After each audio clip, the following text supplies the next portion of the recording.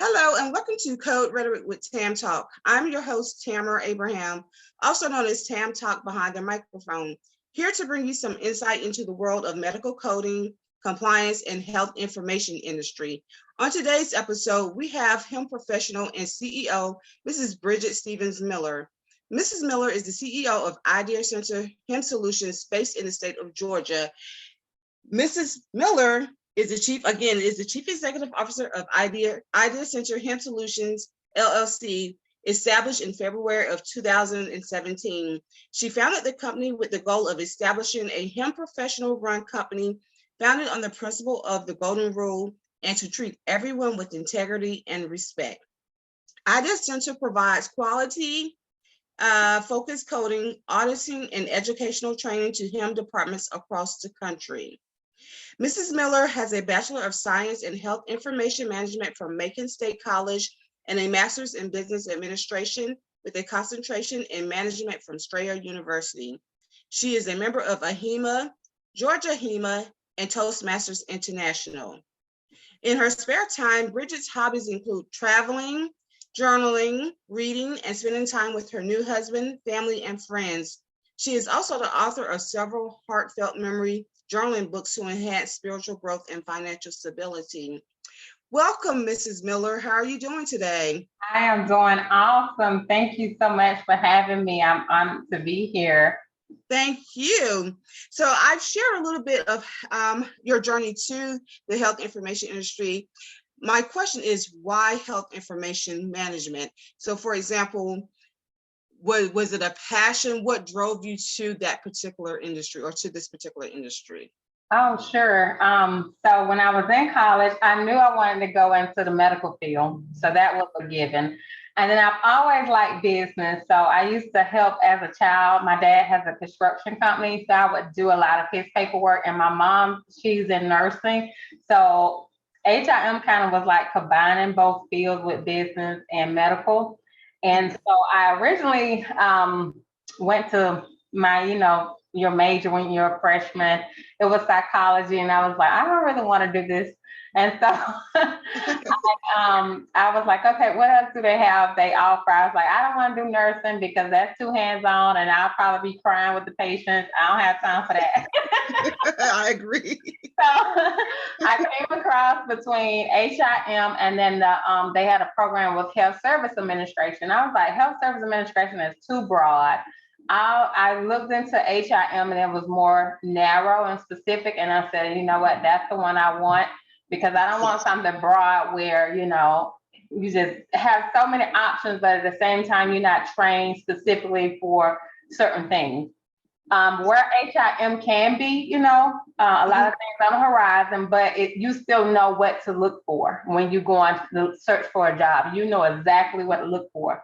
Exactly. So I went to HIM, and initially I wanted to do tumor registry, and I think that was because my internship, I actually got to intern and be around two different tumor registry, and I just thought it was so neat how they dealt with oncology and all those factors. And so I was awaiting a position up in Marietta, and she took so long to get back with me after I graduated, even though I had interned with her. She was trying to bring me on board, and it just actually didn't work out. And of course, I was applying everywhere. You're going to have to tell me no. So I was applying everywhere when I got my bachelor's degree. And so I got hired with Lexicode. And so I moved from Georgia to South Carolina to get my training. Because back then they did a coding boot camp. And so I went through them. So that's how I got into HIM and coding specifically. Okay, I know the question has been posed to me on several occasions, and when we used to do introductions, for example, when I worked at the Children's Hospital in Atlanta, we would do like introductions for those who were interested in pursuing a career in coding. And my running joke is I always say that I lied my way into the system, but I didn't. I actually started out I started out in billing for an oncology group in South Carolina. And so how I guess stumbled across that particular position, I interviewed, and the interviewer question or asked me if I knew about coding. And so I said yes, but then my husband was like, that doesn't sound, you sure about that? So I had a relative who actually worked in the medical field. And so I reached out to her to, inquire about coding. And her response was, if you can read, you can code. So I felt like I could read, therefore I could code. So that's how that's my, introduction into this world of medical coding and health information. And so, yeah. So as a CEO of a hemp business, how has it been with you, with your company, I guess, with the pandemic and the, COVID and what have you? How were you able to pivot or maintain during that particular season or time? So I did scale back during the pandemic. However, I had a contract that I was on for 5 years straight. And it was a contract, it was subbed out at Emory University through a small consulting firm there. And so that one was pretty solid for me.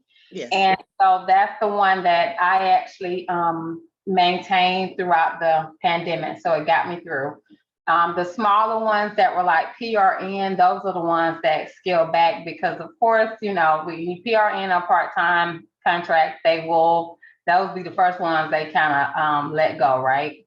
Yes. So that was no issue. So we rocked on through. And so here in 2022, I just got awarded a contract that's actually a hospital out there in Texas. Awesome. So I'm getting ready to onboard. Thank you. So I'm getting ready to onboard. I'm looking for inpatient and outpatient coders, and they got to have at least 5 years of experience. What I have found, though, as I'm starting to prepare for that contract, is I'm running across people who are passionate and want to get into coding. So they may have, say, for instance, only eye or oncology experience in the coding arena, and it may just be outpatient. But they want to get, they want to expand and do other in the hospital setting. They want to do other specialties. Mm-hmm. So I've been like making a list because I want to do a mentorship program so that I can bring those individuals on. I want to start off with just 5 individuals that already have their like CPC. And so that way I can train you and you can be prepared to take the CCS, and hopefully through a good client relationship where it's trust built, I can say, if they ask me for more coders, I can say, I have some. They may not have, exactly 5 years of on-hands experience, but I took them through a rigorous program and trained them myself. And I'll also monitor them and audit them myself. I'm not charging you, but I do want to be able to eventually have that as an offer to people who are just trying to get into the field. Okay. That's good, because that is one of the concerns many, I would say, new coders have, is trying to find that role or really just getting their feet wet or gaining that experience so that they can pursue additional opportunities within the health information management industry. Okay. So one of the things too is for me anyway, I receive a lot of phone calls from those who are interested in coding, but also those who are already credentialed coders that are looking to, I would say, pivot or to expand, I would say even start their own entrepreneurial journey. Is that something you would recommend, or what tips or guidance would you give to someone who was looking to step into that role of an entrepreneur? Well, first of all, entrepreneur definitely isn't for the faint at heart. So you definitely, especially with HIM, you definitely have to be patient, and you have to just know your vision and stick with it, and just know that you got to stick with it. So you're going to have some days or even some months where you probably feel like giving up, but at the same time, you want to keep going. So If it's someone who wants to get started on it, I would definitely pose questions just to make sure that, what their vision is. And hearing that, whether or not they actually are solid and they are just, they really want to go for it, you know what I mean? Exactly. Just hearing that, so that way you don't start something and then you stop, because it doesn't happen overnight. It doesn't. I totally agree with you on that. It doesn't happen overnight.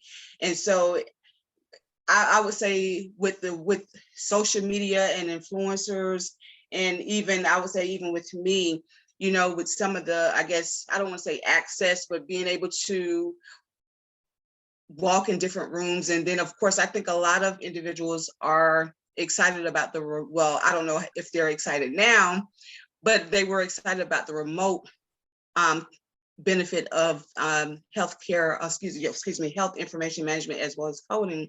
And so I try to, like, for example, if a student or a potential client is interested in pursuing their credentials in medical coding, I typically ask several questions just to kind of gauge where their mindset is, to see if this is actually something that they should pursue or want to pursue, or is it more so for the luxury that it appears to be from social media, or wherever they look to find that, and just kind of gauge them and perhaps, I don't want to say redirect them to what, and again, I'm not God, but I believe their best opportunities would be in regards to, it may not be coding, it could be compliance, or it could be something else within the health industry. And so, and I think a lot, again, the benefits of remote, or just say the digital nomad type lifestyle, where you can work from anywhere, I'm air quoting here, work from anywhere at any time. And so one of the things that I try to bring to their attention, especially someone who is coming from a different industry altogether to come into healthcare coding, is to bring a little reality to it. For example, depending on the role that they're in, that there's productivity measures, as well as quality or accuracy measures. Is that something, do you find a lot of individuals who are interested in this particular industry, that they're unclear as to what the requirements are for becoming a hemp professional?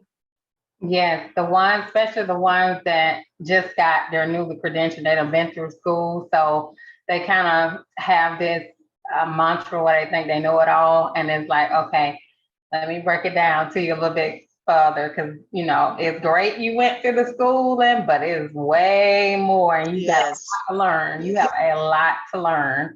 Yes. So, and I try to tell them to keep a mindset of being teachable, because even myself, I've been in the field 17 years, but at the same token, if I keep this attitude of being teachable, then I'm learning and growing still through the field.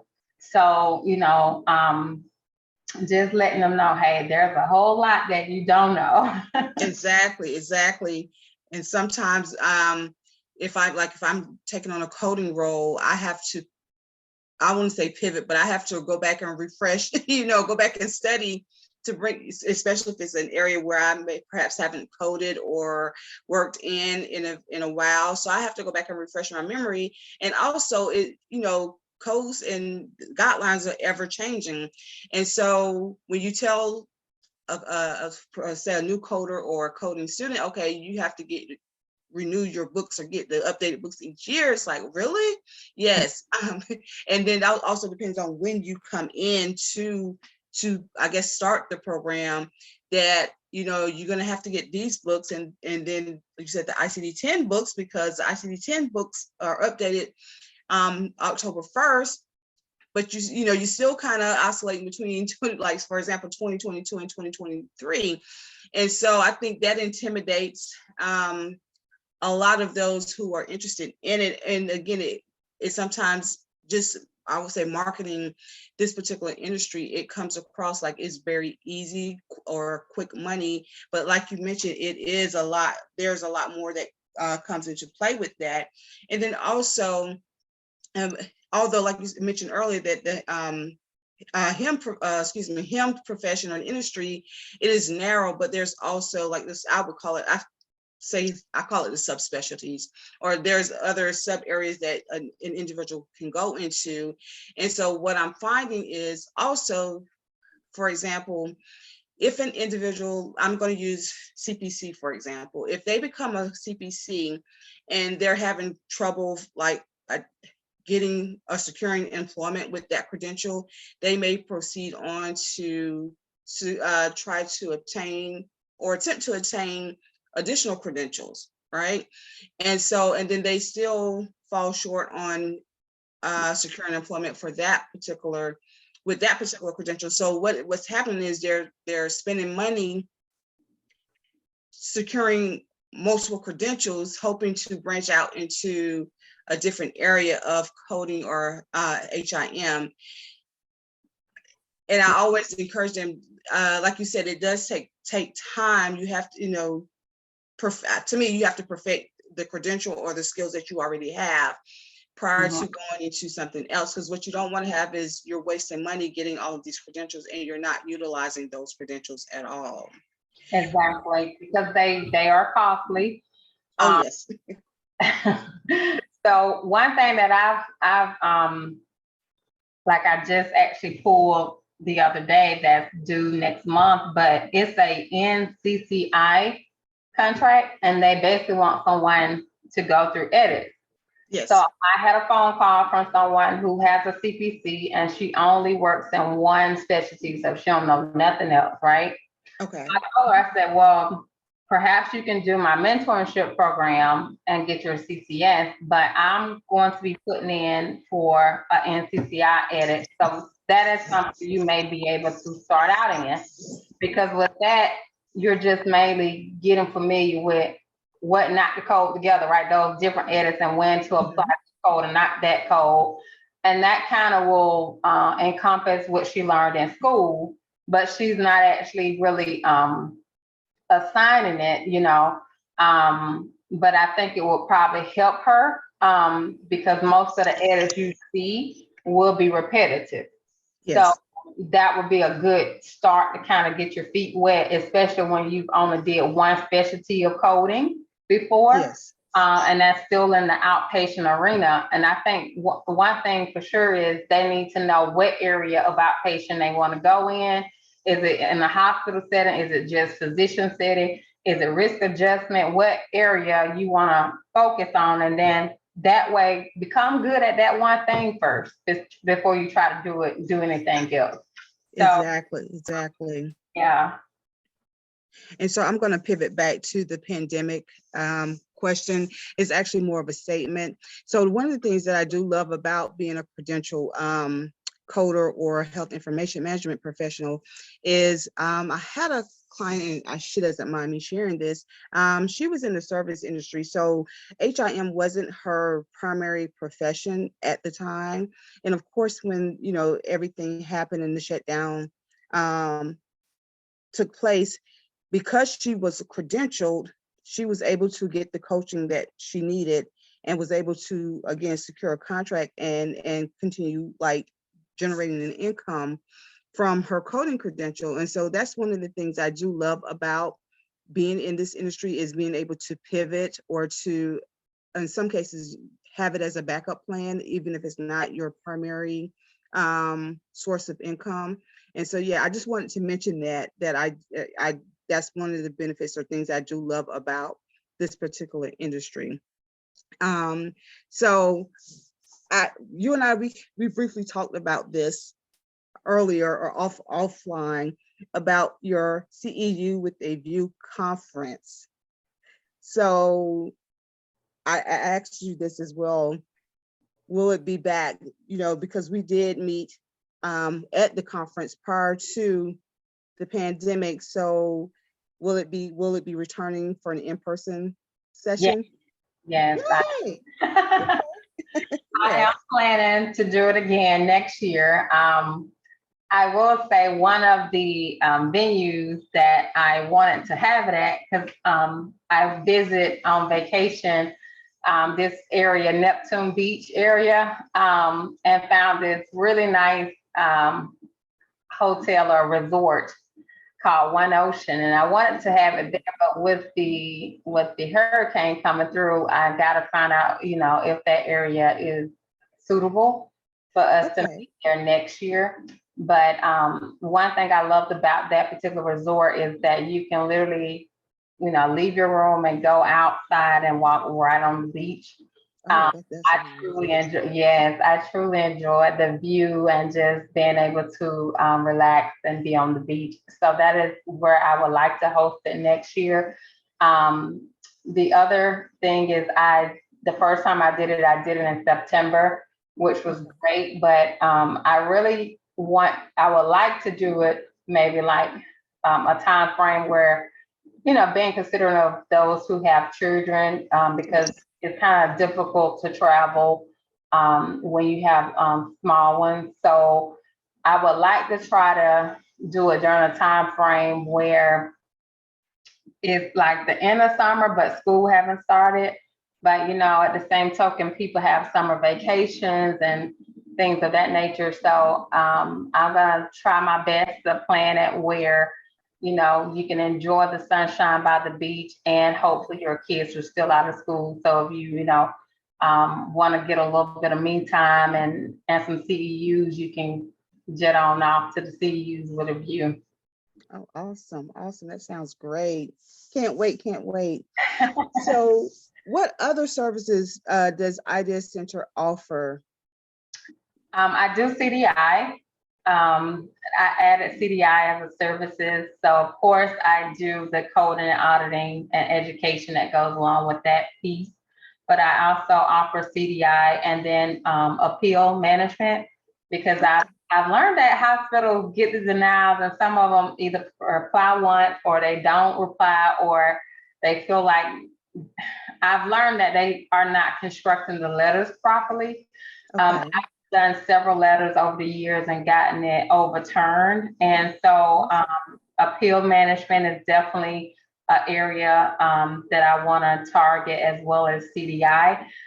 With CDI, one thing I've noticed is if you give them the reference, the source, then they are kind of simmer on down and agree with you. So just dealing with CDI, with DRG mismatches, and then just educating them, or actually providing the CDI professional. So that's a service that I'm also offering. I do want to get into, like I said earlier, the NCCI edits as well as billing. So I don't do any of those services myself, but eventually I do want to add those two on. Okay, awesome. And as a matter of fact, I may have some individuals for you with the CDI. And so, so that's awesome. So are there any other strategies or tips or guidance you would like to leave with our listeners? I would say if you, I guess for the beginners, if you actually enjoy coding, because you either love it or you don't, right?